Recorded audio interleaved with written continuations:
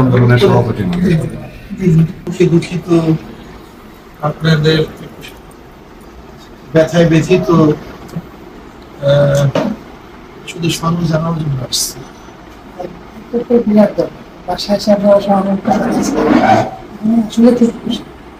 সবাই মানে এরা তো কাছাকাছি এসেই সমস্যা সমাধান হবে, বহু লোক সারা দেশ থেকে জানাইতেছে। সত্যি কথা বলতে কি, আমার এই ছেলেটা ছোটবেলা থেকে এরকম, যেটা সেটাই মনে করে সেটাই সে চাচ্ছে, একদম ছোট থেকে। এবং তখন মিথ্যা কথা বলে না, এবং সত্যি কথা বলার জন্য যাই করে বলেই যাবে, ওই টাইপের। তারা এরকম ভাবে যে রাখছে, এটা আমার খুব মানে আত্মীয় স্বজন সবাই সারাদিন না, কোনো মা খারাপ কোনো টিভি অফিসে দেখতে দেয় না, এখনো কোনো দেখতে দেয়, দেখতে দেয়, এখন দেখতে দেয় না।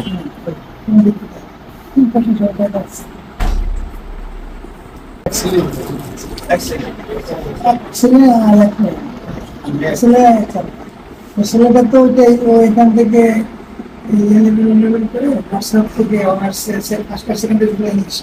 পরে ফিলোসফিতে ক্লাস ইউনিভার্সিটি টিচার ছিল, পরে তো ওইখান থেকে তো সব বাংলা করা জানে। আর একটা মেয়ে আছে, ওই সব থেকে বিয়ে করে ও টিচিং করতে আমার ওয়াইফও জানে। আমি বাংলাদেশ বিমানে ছিলাম, সেখান থেকে হ্যাঁ। এখন ওই একটা ছেলে তার এই অবস্থা, এই জন্যই বাসা তো কারো আর কোনো মাথা টাথা ঠিক না, পরীক্ষা তো আসবে। এবং কিছু মানুষের ত্যাগের ভিত্তিতে গোটা দুনিয়া বুঝছে। আমার ছেলেদের জন্য আমার কষ্ট হয়, ভাবে সবসময় ছেলেদের, সে সবসময় ছাত্রদের ব্যাপারে ভাবে যে আমাদের দেশের এই ভবিষ্যৎ ছেলেরা কি করবে। এখন এই ভাবতে ভাবতে এখন নিজেই না, আপনার ছেলে তো এখনো জিন্দা। কত মানুষের ছেলে আছে দুনিয়াতে, কত মানুষ আছে দুনিয়া থেকে বিদায় হয়ে গেছে। আজকে আপনার স্ত্রী, আমাদের আসিফ স্যারের মা সে অপেক্ষা আছে, দেখবে। কিন্তু হাজারো মা আছে তারা দেখবে না তাদের সন্তান। হাজারো আমাদের বোনেরা আছে যাদের স্বামীদের সাথে আপনি মোলাকাত। এখানে আশ্চর্য হওয়ার কিছু নেই। আর আপনারা তো জানেন, রক্ত, ত্যাগ এবং কুরবানির মাধ্যমে জাতি গড়ে, এটা হলো জাতির রাহনুমাই। এর মাধ্যমে জাতি পথ প্রদর্শন, তারা পথ পায়। কাজে আসলে আমরা বাস যারা আছি, আমরা আমাদের প্রত্যেকের সুখে সুখী হওয়া, প্রত্যেকের দুঃখে দুঃখী হওয়া, এবং আমরা সমানের সমঝোতা হিসাবে সম্পৃক্ততা দেখে দুনিয়াতে বসবাস করার জন্যই আসলে আপনাদের কাছে আসছে। আমাদের মহাসচিব আসছে, সবাই দায়িত্বশীল আসছে। এবং আমরা ইনশাআল্লাহ আশা করি আপনাদের পাশে আছি, ছিলাম, আছি, থাকবো ইনশাআল্লাহ। আপনাদের এই বাসা আসাটাই তো প্রমাণ করতেছে যে আপনারা কতখানি কাছে আছে, এটা তো বলার অপেক্ষাই রাখে।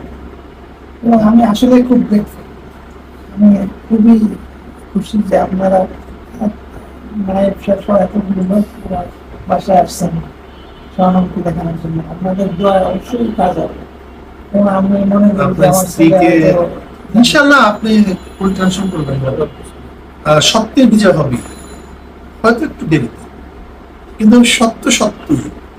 সত্যকে কোনোদিন কেউ কোনোদিন চাপা দিতে পারেনি, পারাবে। তবে আপনাকে দেখে আমার কাছে খুব ভালো লাগতেছে, আপনি একজন বীর পুরুষ, এবং বীর পুরুষের সম্পূর্ণ বীর পুরুষ। আপনার চেহারার মধ্যে আমি সেই বীর পুরুষের ছাপ দেখতেছি, যে না এইটাই তো হওয়া উচিত। কি হবে, আমাদের সাহাবাদের মধ্যে এরকম ছিল যে মা সন্তানকে যুদ্ধের ময়দানে পাঠাইছে, শহীদ হয়েছে, সে শুকরিয়া আদায় করছে। এটাই তো একজন বীর পুরুষদের পরিবারের হওয়া উচিত। যা হবে হবে, চিন্তা করবে কি আছে। আপনি ভালো থাকবেন, সুস্থ থাকবেন, চিন্তা মুক্ত থাকবেন, আসিফ নজরুলের হাজারো ভাই তার সাথে আছে, হাজারো না, না, পরিবার, লক্ষ আসলে আজকে কোটি আমার পরিবার। সত্যি মনটা ভরে গেল। এই যে আপনারা এতগুলো লোক এই কত কষ্টের মধ্যে দিয়ে কোথা যে থেকে ব্যস্ততা, তারা আসলে ব্যস্ততার এখানে মধ্যে ঢাকায় আসলে এরকম সব খুব কঠিন মাস, কোনো জায়গায় যাইতে গেলে প্রোগ্রাম করা লাগে কয়েকদিন আগে থেকে। আর আপনারা সবাই চলে আসছেন, এটা প্রচন্ড ভাবে এটা ভালোবাসা এবং গভীর আন্তরিক টান ছাড়া এটা সম্ভব হতো না। ربنا ظلمنا انفسنا وان لم تغفر لنا وترحمنا لنكونن من الخاسرين. আল্লাহ আমাদের গুনাহ খাতা মাফ করে, গুনাহ থেকে বাঁচিয়ে থাকার তৌফিক দান করুন। আল্লাহ জালেমদেরকে আপনি হেদায়েত দিয়ে দেন, ওদের কপালে হেদায়েত না থাকলে নমরুদ করে আমার সব গাছ আমরা ধ্বংস করে দেন। আল্লাহ সমস্ত মানুষের জান মানে নিরাপত্তা প্রদান করেন। আল্লাহ মাজলুমদের ঐক্য হয়ে জালেমদের বিরুদ্ধে আন্দোলন করার তৌফিক দান করেন।